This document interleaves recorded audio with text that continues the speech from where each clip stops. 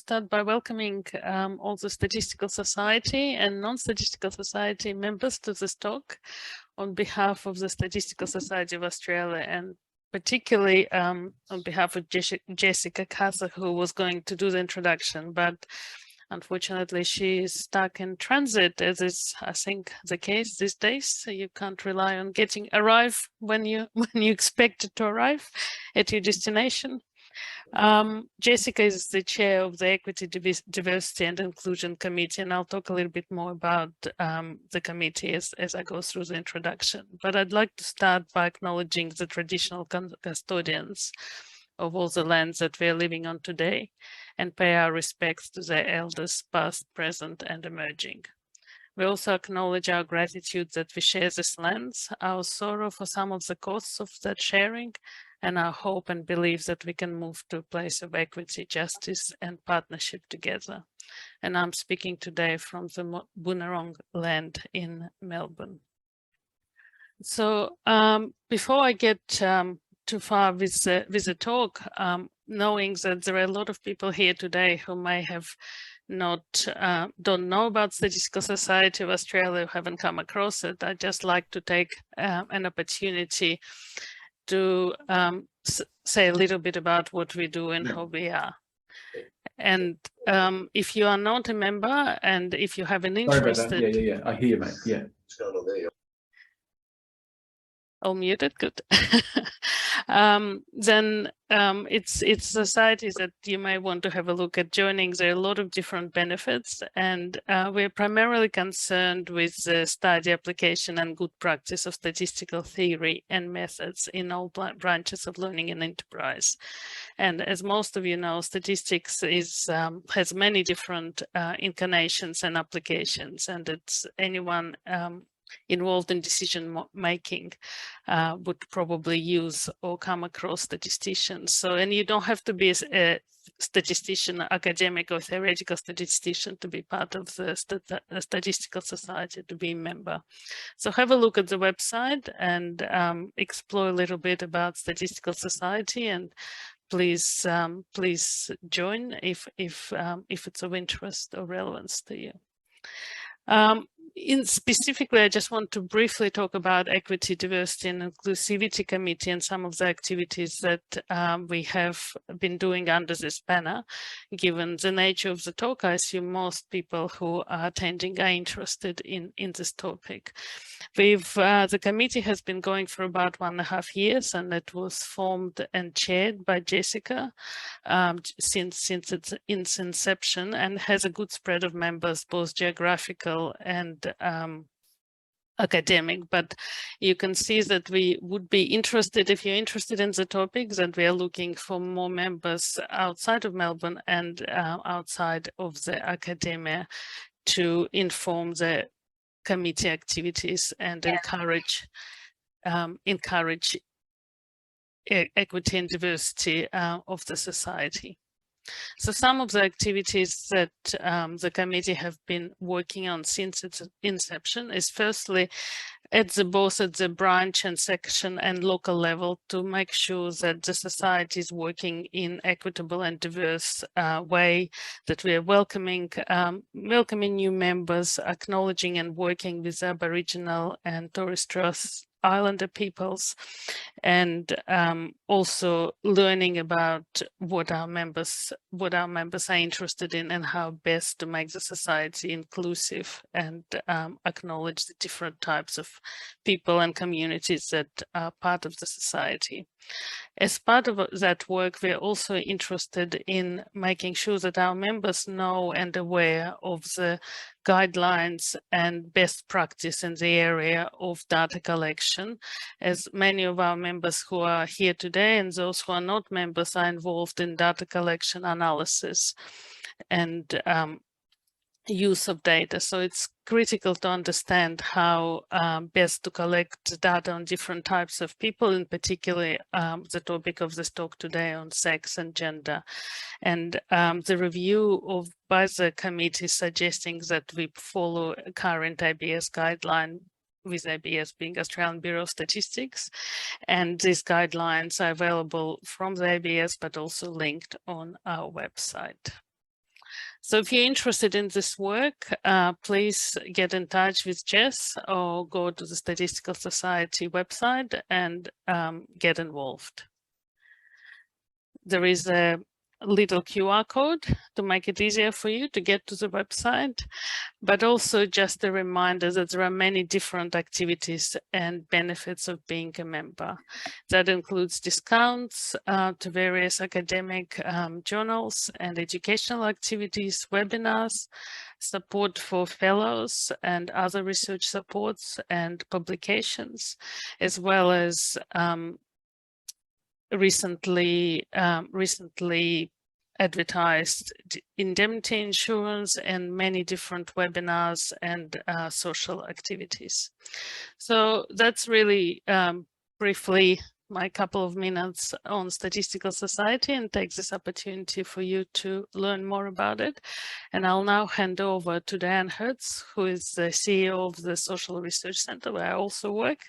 And Diane has been instrumental in making the links for us with the speakers today and making this talk possible. And she'll introduce the speakers and say a little bit about the logistics for how this seminar will run today. Thanks, Diane. Thanks, Dina. Can you guys see me all right? Dina, can you see me okay? I can see you perfectly. Super. All right.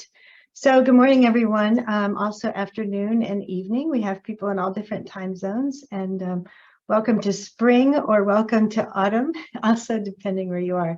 Just want to thank people who have made it to this session today. So as Dina said, I'm CEO of the Social Research Center.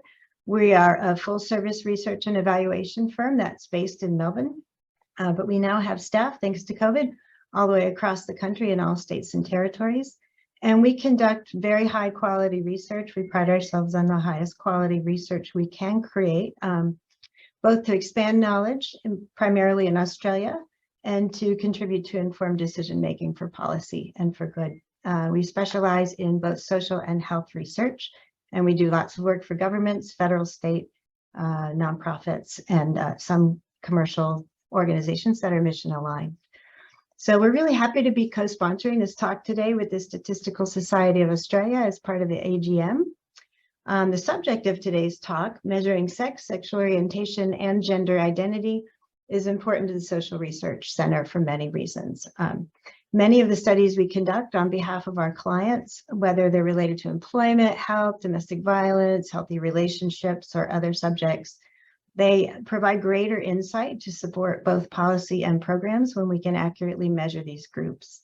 So accurate measurement, particularly of complex and evolving subjects, including these, is at the core of our mission.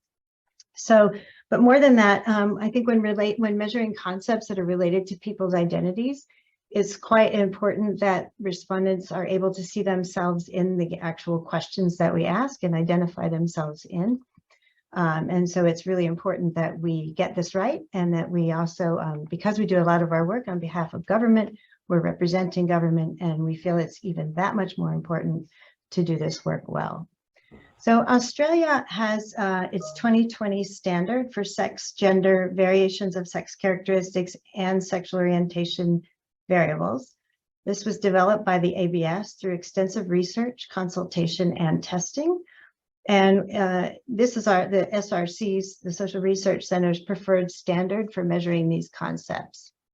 So in the US, the federal government has not set a standard in this space, but rather about 2 years ago, the National Institute of Health asked the National Academies of Science, Engineering, and Management, NASEM or NASEM, to undertake a study that would really examine the measurement of sex, gender identity, sexual orientation, and produce recommendations for measures that could be used in survey research, administrative data collection, and clinical practices. So I just want to say that National Academy panels are the go-to for the most difficult, complex, and thorny problems in the US, and we're going to hear from those panel members today. Both the US and Australia have considered how to measure sex, gender characteristics, and intersex identification.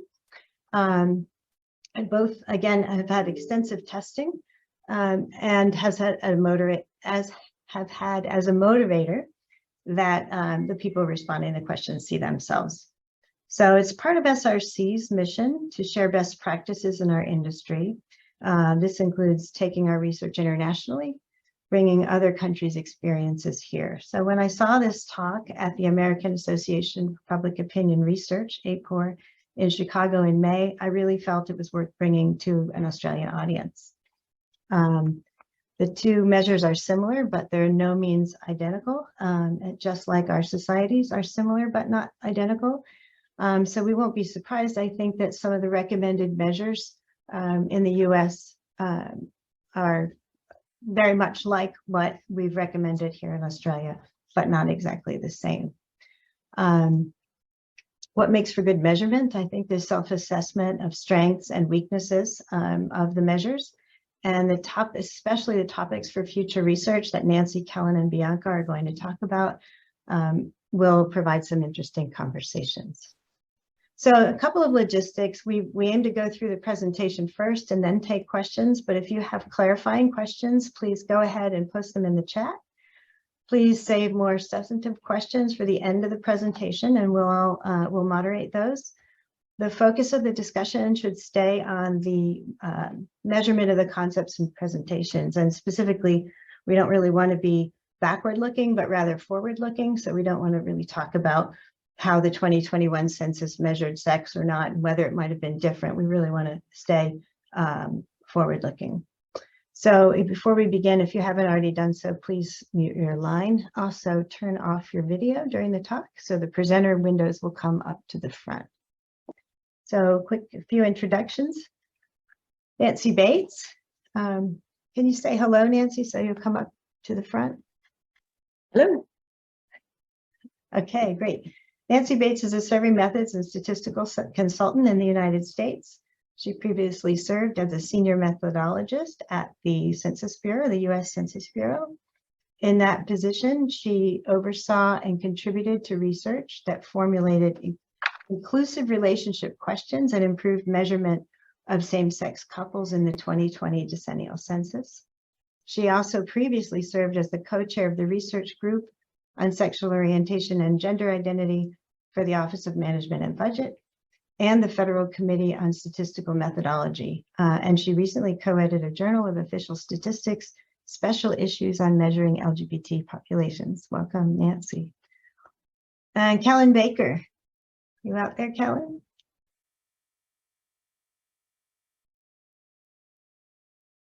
Can you unmute your line and say something? Hi, everyone. I have to change from gallery view to speaker view. Yeah, okay.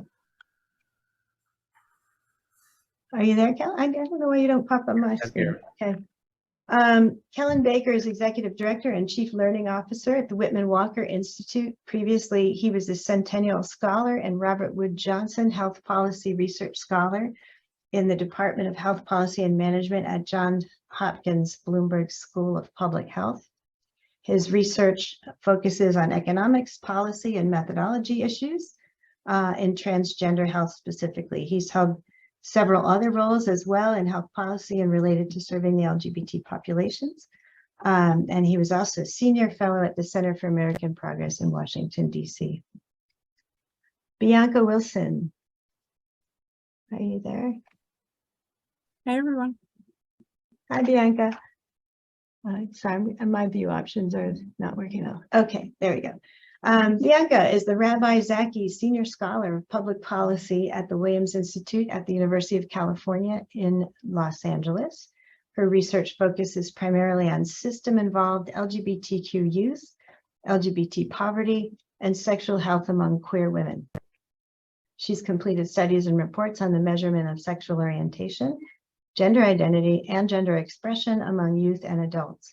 In addition to multiple peer-reviewed and institution-published reports, she co-edited a special issue of the Journal of Lesbian Studies that featured a multidisciplinary collection of work on health and other topics from the perspective of Black lesbians in the United States, Caribbean, and South Africa.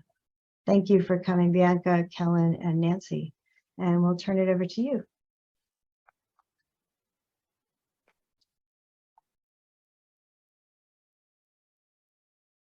Perfect. Thank you so much. Thank you so much, Diana and Dina, for putting this together. It's our pleasure to try and share some of the results from this consensus panel. Again, my name is Nancy Bates, and I was the co-chair on this particular consensus panel. Next slide, please.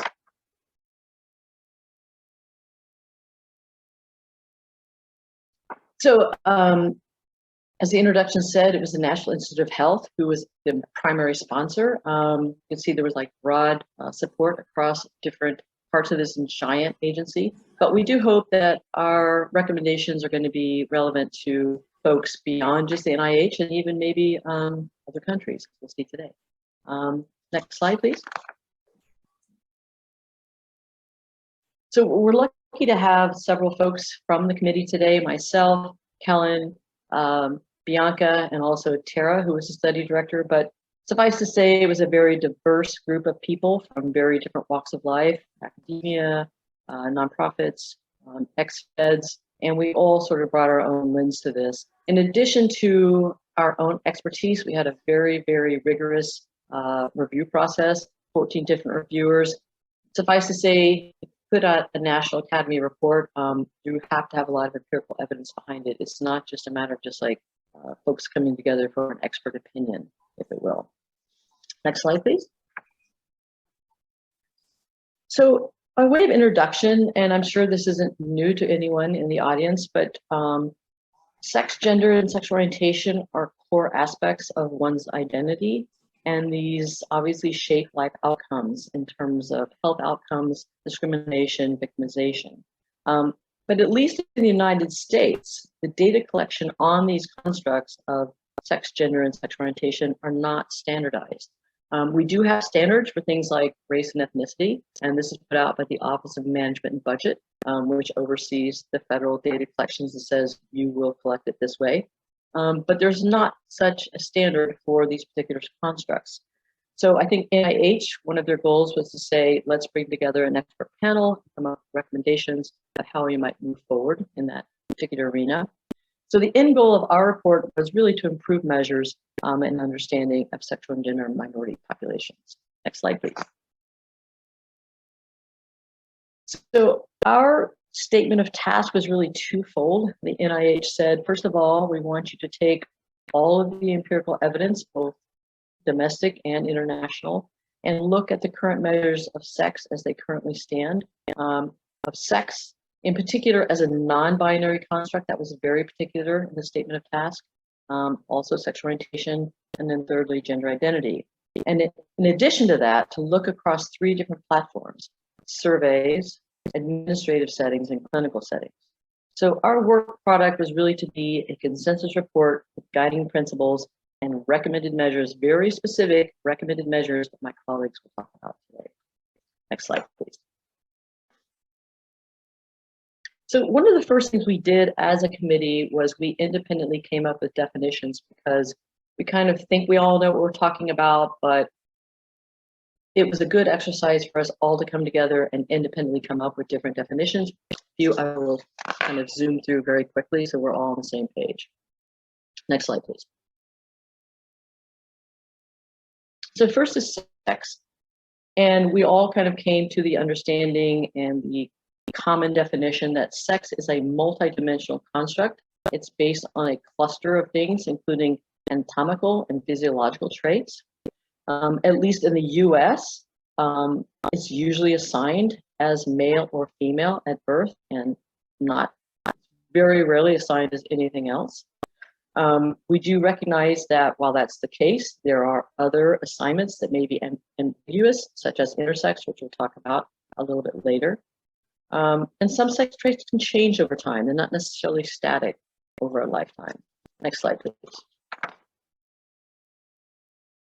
We also spent an entire chapter on our consensus study talking about populations defined by sex traits, and we refer to that as intersex or differences in sex development, and we'll talk about that a little bit at the very end of our lecture today. Next slide, please. So the next definition we talked about was gender. Like sex, gender is also a multi-dimensional construct, typically thought of as identity, expression, and the social and cultural expectations. Again, in the US, Gender is usually conceptualized as binary, male or female, man or woman, at least in Western cultures. But we obviously recognize there are other labels such as transgender or non-binary. Again, gender may not be static over time. It may change over time, and we'll talk a little bit more about that. Next slide, please.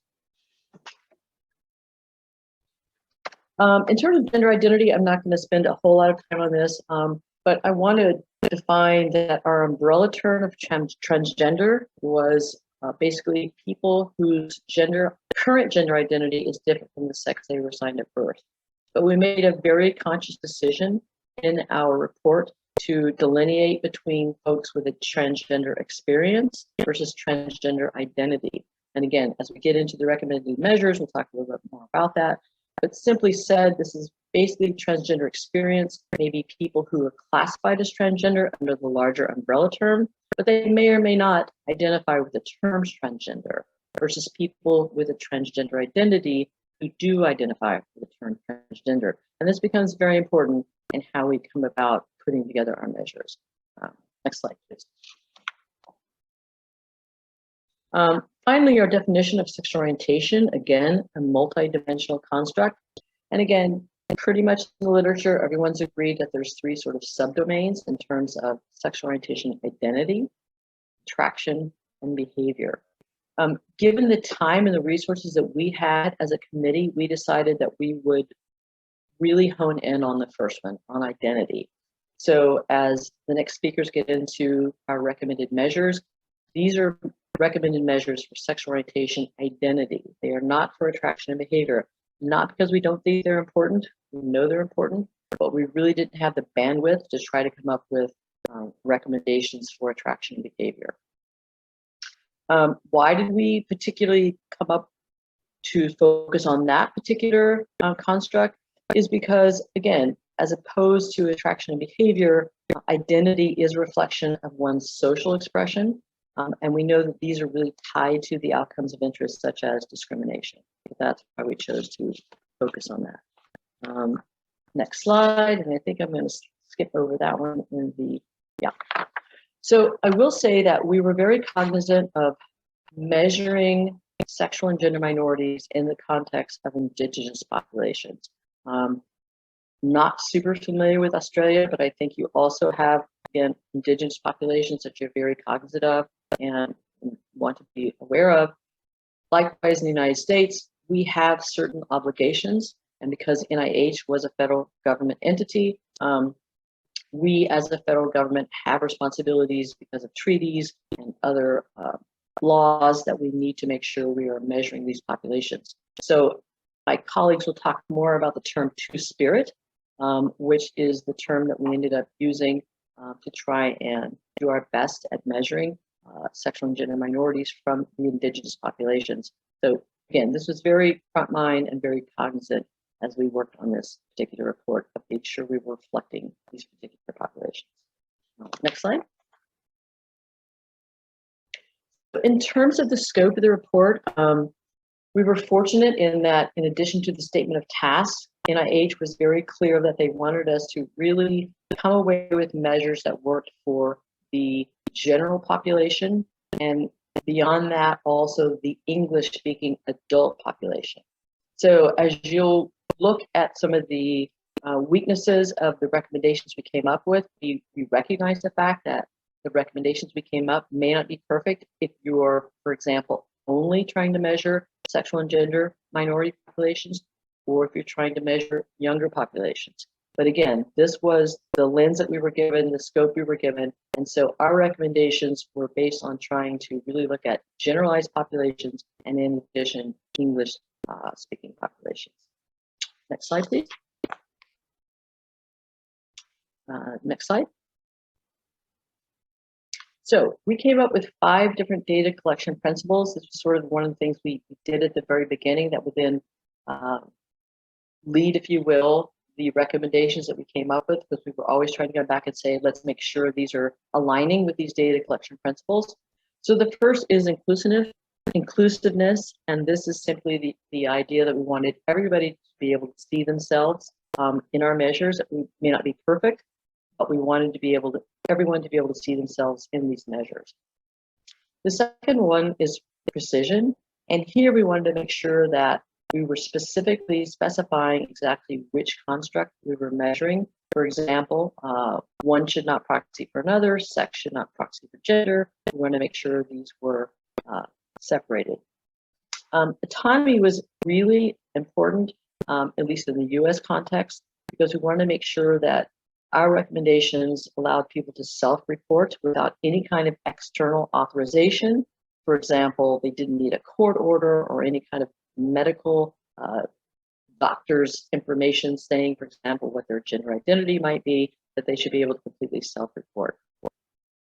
Next to last was parsimony. While we recognize and we certainly champion the fact that sexual orientation, gender identity should be collected, we shouldn't be collecting it just for the sake of collecting it.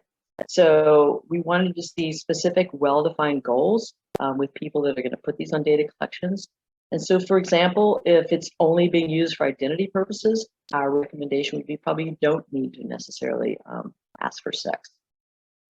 And the last was privacy. Again, while we want to encourage everyone to report, we also want to allow for people to be able to opt out, and we want to be able to have absolutely de-identification and absolute privacy and anonymous where possible. Next slide. So again, sex and gender often thought of as the same construct, where one proxy for the other, where in fact each is very comprised of different dimensions and different categories. And as a committee, we were very adamant about the fact that conflating the two or using a simple binary measure is going to lead to measurement error and possible misuse and application of the data. Next slide. So this led us to our first conclusion. And this is that gender encompasses, again, identity, expression, and social position. Gender does not necessarily reflect sex assigned at birth or even any specific sex traits. And in most contexts, including human subject research and many medical settings, not all, but many medical settings, we concluded that the collection of gender and not sex is the most relevant in assessing the outcomes that we're interested in. And that then dovetailed into our first recommendation. Next slide, please. And that is that the National Institute of Health should start with a new standard, and that is that gender should be collected by default. Now, we recognize the fact that sex as a biological variable is going to be necessary and relevant in some cases, for example, clinical settings, screenings, genetic research. But that said, in those cases when we think sex needs to be recorded or collected, it should be accompanied with gender as well. But again, the main recommendation here for the NIH is gender by default, not sex. Next slide. So again, I mentioned early on that we were tasked with looking at these constructs among 3 different platforms. But when we examined the empirical evidence, most of it was really focused and reflective of surveys and social research. There really wasn't a lot in the other platforms, the clinical settings. And so in the absence of clear evidence indicating that measures evaluated within surveys could not be implemented in these other platforms, our recommendation was that the same measure be used across all 3 data collection settings. Next slide. So finally, before we get into the actual recommendations, I want to talk just for a second about the evaluation criteria. So we looked kind of in 2 different lenses, if you will, the questions and the response options. We wanted to make sure, again, that they were consistent with the data collection principles that we talked about earlier. For example, inclusiveness. We want to make sure that everybody could find themselves in these recommended measures. We also want to make sure that they've been tested among general populations as well as sexual and gender minorities. One of the more contentious, I guess I might say, conclusions that we came to was to select only one response, and our other Bianca and Kellen will talk more about that. We had a lot of debate about that. At the end of the day, we came out with select only one. In terms of the response options, again, we wanted to make sure that the terminology worked within both sexual and gender minority populations and the general populations, which was a bit of a challenge, as you can imagine. We did try to sort of balance having exhaustive lists versus things that we felt like would be not comprehensible among the general population. So for the most part, we tried to like err on the side of a shorter set of categories than larger. And then we also just tried to order generally accepted practices of survey methodology. Again, there's some caveats to that we'll talk about. Okay, I think that's the end of my part, and I think I will turn it over to Kellen, who will then talk about the actual recommended measure for sexual orientation. It'll actually be me, Nancy, but that's okay. I'll get it going. Hi, everyone. I'm not sure if you see me. I have it in speaker view, but I don't see myself, but hopefully you can see me. Yeah, we can see you, Bianca. Okay, great. Hi, everyone.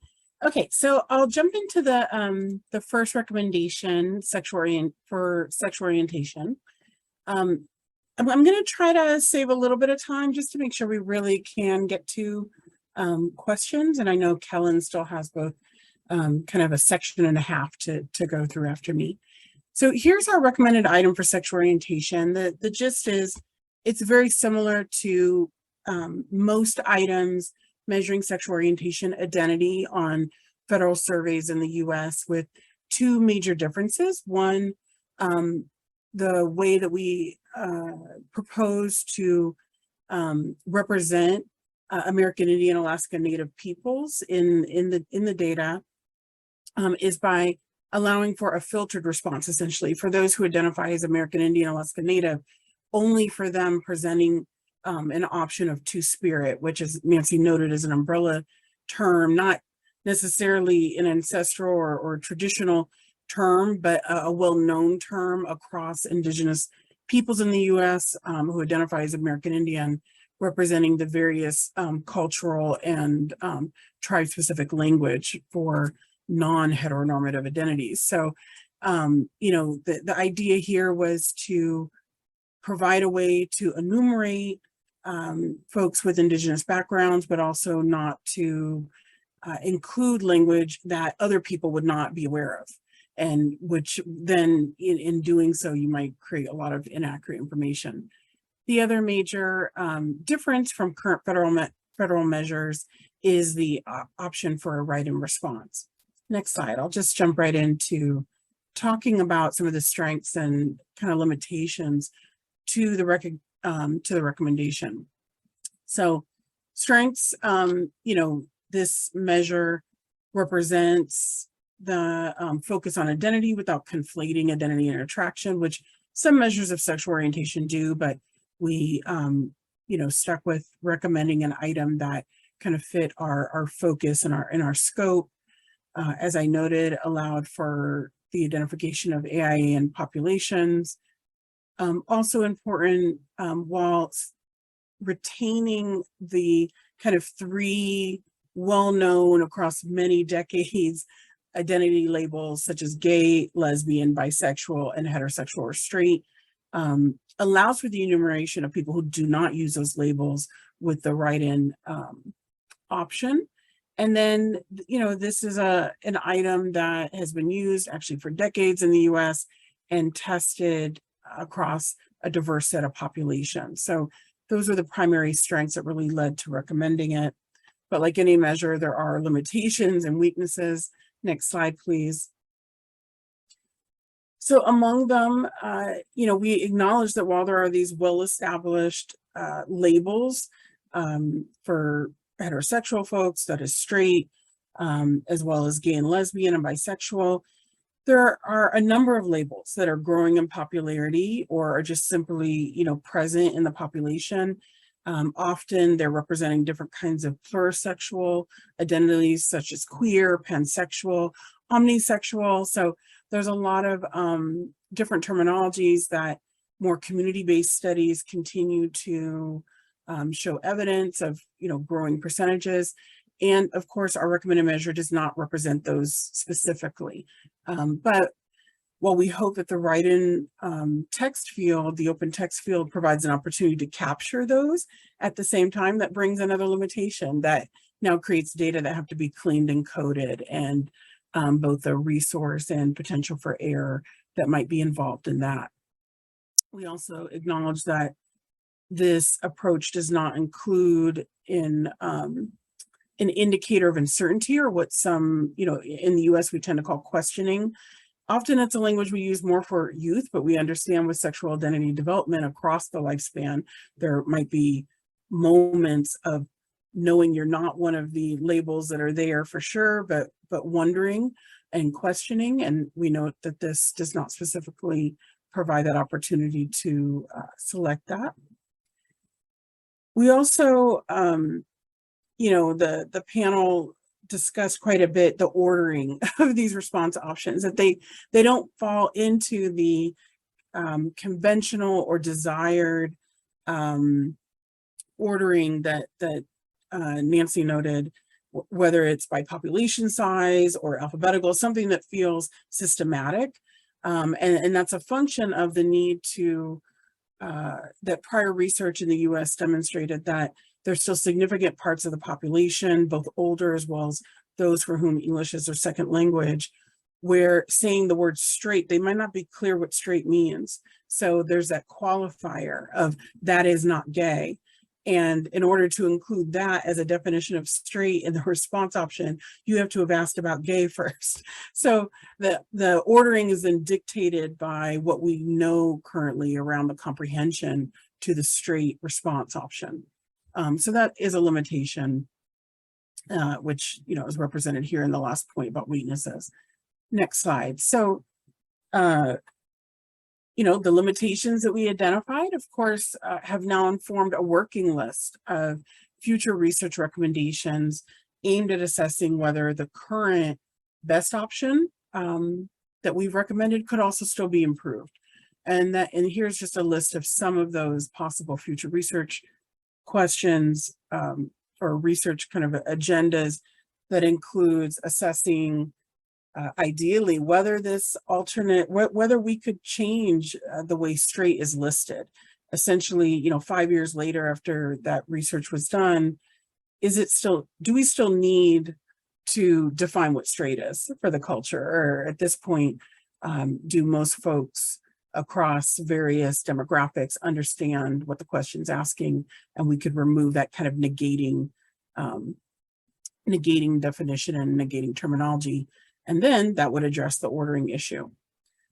A big area of research agenda that many of us are interested in is research that would help establish whether it is needed, and if so, how best to do it to include additional identity labels like queer, like pansexual.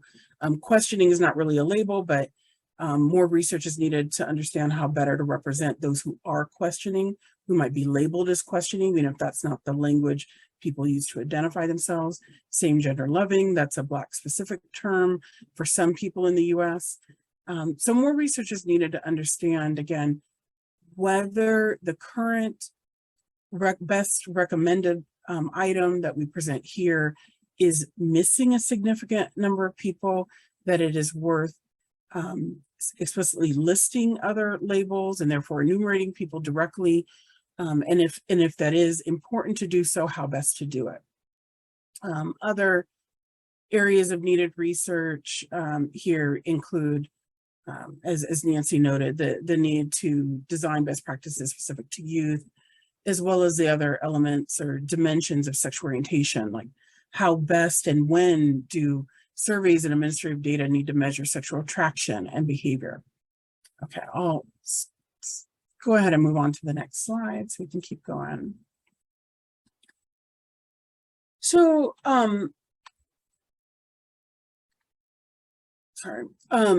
so I'm going to quickly start our next section on measuring sex and gender, and kind of what brings us to the measuring of gender identity and the approach that we ultimately recommended. I want to note that it's important to note that our deliberations around sexual orientation were in a very specific policy context and scientific context in which most surveys either did not measure sexual orientation at all, or did so and likely did so in a very similar way to what we ultimately recommended. Approaching a recommendation around sex and gender is in a different scientific and policy context, in which actually every federal survey has some measure of sex or gender, likely conflating the terms already existing. So our recommendations are become inherently in resistance to or in contrast to what is already exists on the surveys, and needing to kind of discuss why that would not be the ideal approach. So for example, all federal surveys have a standard, or most have a standard binary item that asks about male and female. As Nancy noted earlier, that has several limitations, including that it doesn't allow you to distinguish cisgender or transgender populations. Then when we move on to how transgender identity is measured, there are two approaches, a one-step and a two-step approach that both have their strengths and weaknesses, but ultimately we landed with the two-step approach because it allows for the greatest degree of inclusivity of the various ways that you could assess whether people have a transgender experience. Go to the next slide, although I'm not going to go into great detail about this rather dense diagram. Actually, let's just skip it. Go to the next one, then I can move on to Kellen's piece. So needless to say, or not needless to say, but it's important to point out that the two-step approach conceptually fits how we are thinking about sex and gender at this point, where they're not conflated, they are distinct concepts, and conceptually allows, again, for like the biggest umbrella of those with a transgender experience, meaning they either identify as transgender or their sex assigned at birth is different than their current gender identity. So there's a conceptual reasoning to choosing a two-step, but also empirically, the two-step approach has been recommended by 2 consensus panels already. It's been tested in terms of comprehension, feasibility, and error rates. The non-responses have been assessed and are deemed adequate.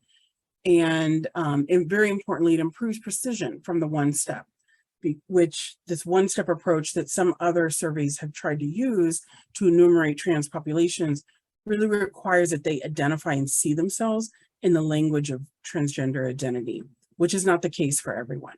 So I'm going to stop there and hand it over to you, Kellen.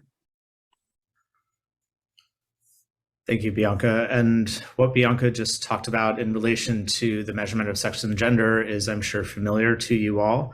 There is a great deal of this that is reflected in the ABS standard, in particular, for example, a two-step approach and a reluctance to recommend a question such as, do you identify as transgender, yes or no, given what we know about the differences between transgender identity and transgender experience.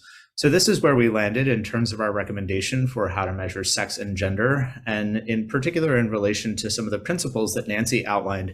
We tried to be very specific in indicating which components of those multidimensional constructs of sex and gender we're interested in measuring here. And in this case, sex assigned at birth and current gender. So this two-step question, again, which will look very similar to those of you, all of you who are familiar with the ABS standard. The first component, what sex were you assigned at birth on your original birth certificate, female or male?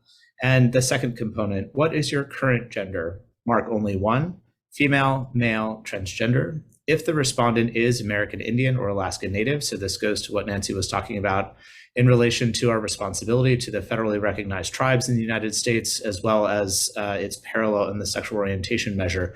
If the respondent endorses American Indian or Alaska Native, showing the option Two-Spirit.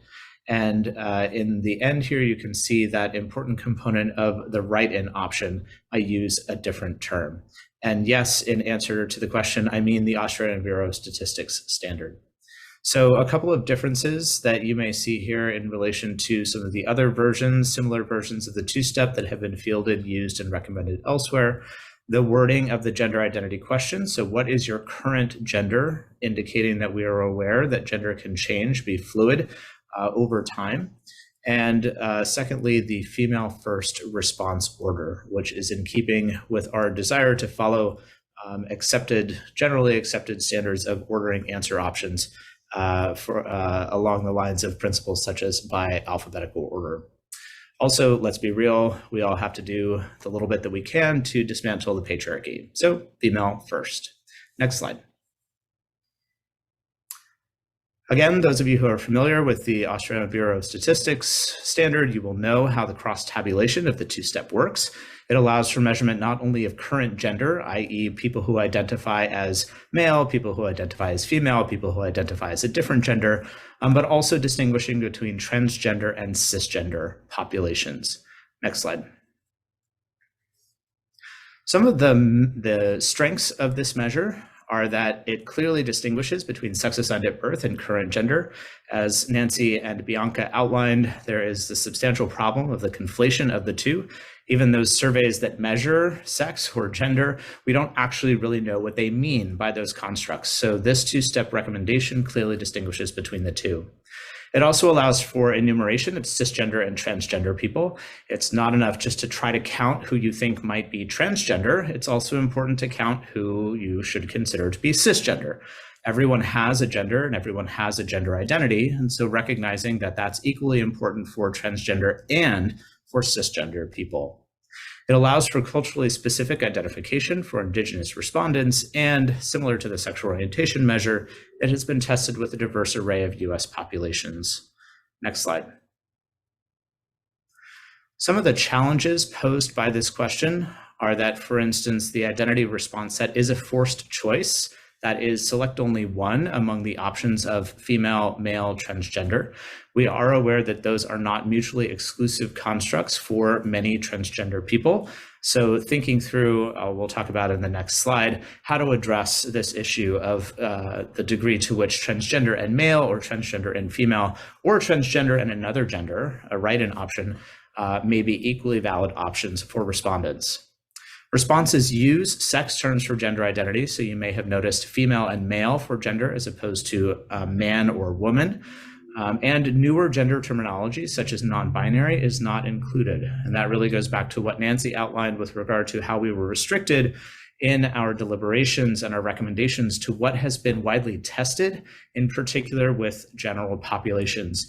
As we are all aware, just a handful of folks who do not belong to a minority population endorsing a minority identity term or a minority category in a general population survey can be quite detrimental to the data quality and our ability to draw inferences or identify disparities affecting minority populations. Similar to the sexual orientation question, write-in responses need to be cleaned and coded. Sex assigned at birth may be sensitive for some people and inappropriate to include in some circumstances. In particular, we consider this in relation to administrative data collection systems, where the privacy and confidentiality protections that are in place in, for example, general population surveys may not apply. And finally, sex assigned at birth does not include a non-binary option because the reference point is original birth certificate.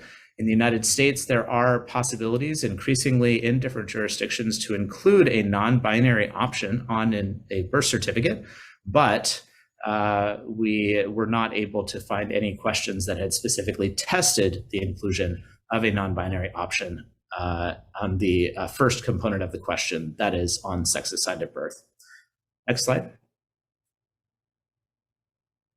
So there are a number of topics for future research. I don't want to spend too much time on them because we still do have quite a bit to talk through and then want to make sure to have opportunities for questions.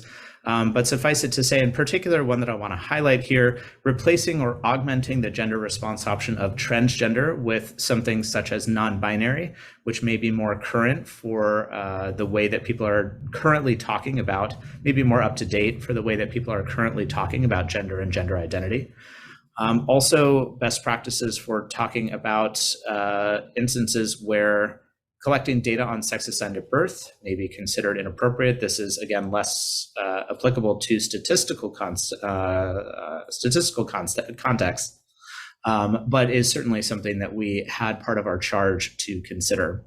And finally, best practices for collecting two-step sex and gender information from young people, from people with limited English proficiency, and in settings of proxy reporting.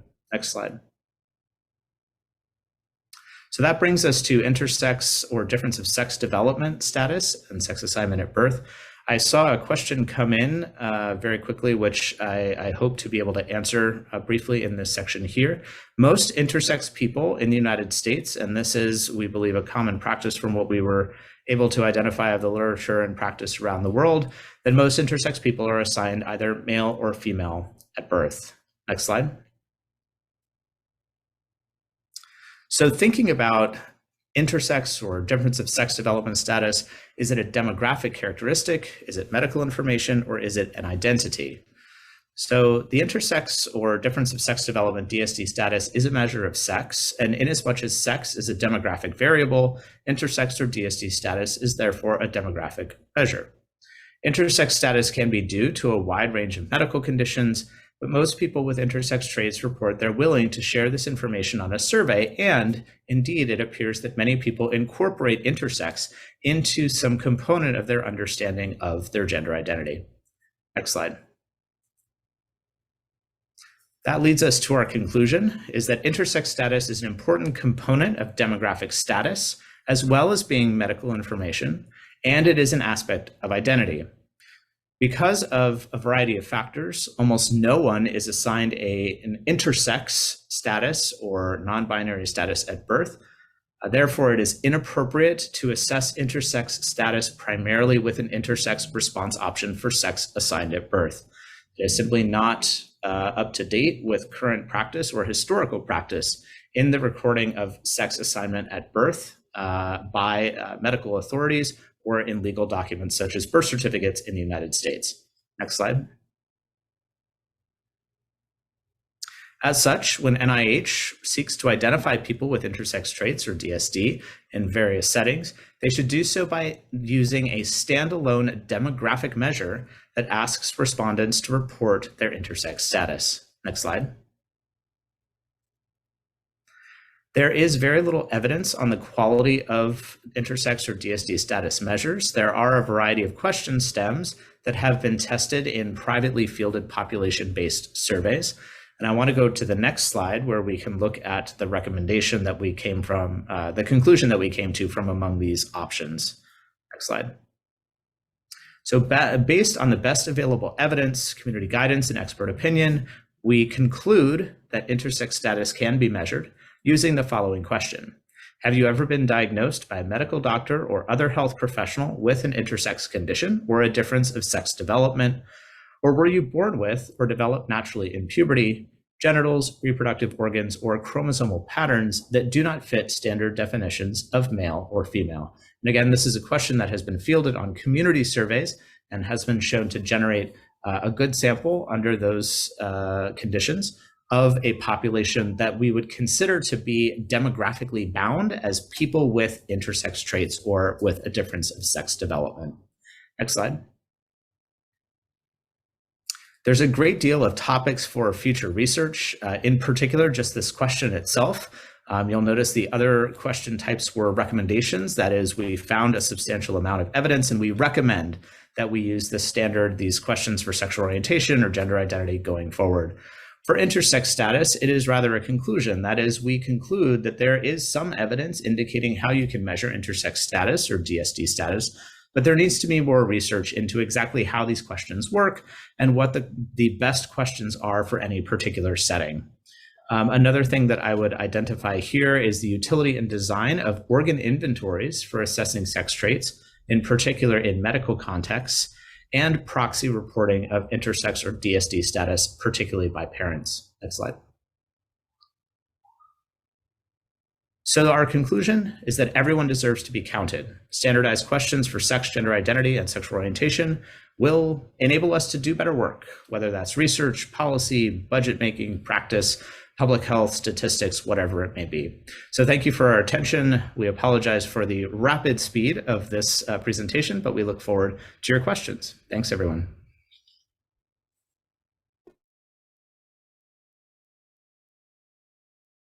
Great. Thank you very much to the speakers for an excellent talk. I really think you point to the very, very complex and evolving nature of these, of measuring these concepts well. And really appreciate your look at the future as well. Thank you so much. We have, I think we only have 5 more minutes. Is that right, Dina? And okay, so I'm just going to ask that the first thing we do in the chat is if Nancy could enter an email that people can send questions to, that would be great.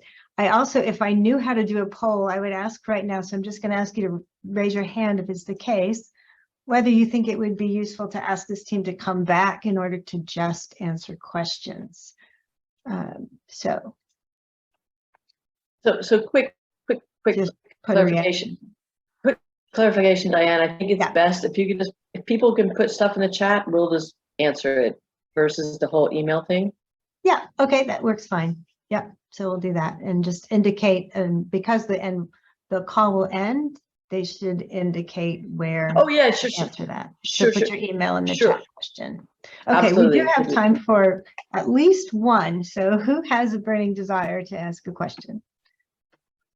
I can see Sama's hand up, so maybe we'll go with Sama. Okay, sorry, I was putting my hand up to say yes, it'd be great to have an opportunity to discuss this important topic more. My question is along the lines of sex and gender education. So there's a lot of literature in education about how these things have been defined and how that affects educational policies. I was wondering how that has influenced your guidelines.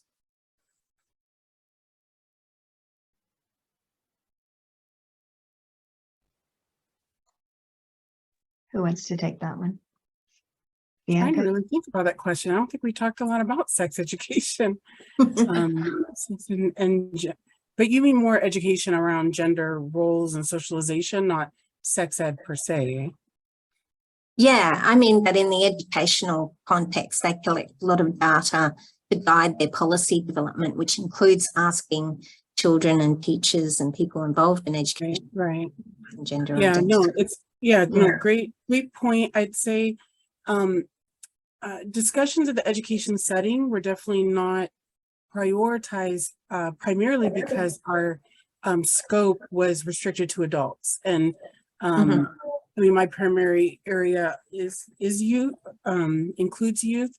So I think when the next kind of set of processes focused on youth measurement specifically, I'm sure education will be a strong part of that conversation, but it was not a significant component of our deliberations. Okay, thanks. One more, Dina? Ben has a hand up as well. Yeah. Go for it. Ben Edwards. You're on You mute, Ben. mute, Ben. We can't hear you. Can you hear me now? Yes, we can. Go for it. Yeah, sorry, Ben Edwards from the Australian National University. Thank you very much for your talk and for your work. What advice do you have for funders and state governments? So I'm doing some work with state education departments at the moment on survey of high school students. And I feel like it's really needed in that area because the students themselves,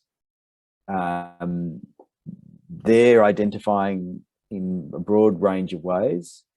But I think that the public servants in particular, and also parents for that matter as well, aren't quite as advanced in their thinking about gender identity and sexual identity and so on. So I think it's really, I think that education piece around youth is really needed.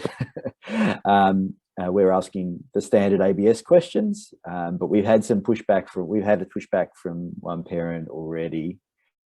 So I guess I'm just imploring you to do another version. But if you have some advice as well, that would be excellent. Bianca, Yeah, your focus on youth. Yeah, I would think it would be. Oh yeah, I was going to say I can post a link, and I'm happy to follow up with anyone who wants to talk about kind of the youth aspect. But one of our largest states, California, we have included a gender identity item on the adolescent survey of our state health survey. since 2016. And you know, that was some of the early testing on both adults and youth. So, and a few other states have had, or no, they use the one step, but in any case, I'd be happy to follow up and talk more about some of the school pushback as well, and some of the school-based surveys. All right. Thanks. think I we might have- jump. There's one question in the chat that's also dear to my heart about challenges in reporting for non-binary gender categories, and I'll extend it to reporting and estimation. It may be a topic for another day, I'm not sure, but if you have thought about it, looked about it, can have any recommendation, would love to hear about it. Thanks, Dana. So I just want to say thank you for all of us, to the speakers for an excellent talk, very provocative. I know we'll have more questions coming to you, and thank you also for being willing to answer those. And I will come back to you about whether or not we could have a follow-up session. Thank you so much. Thank you all. Take care.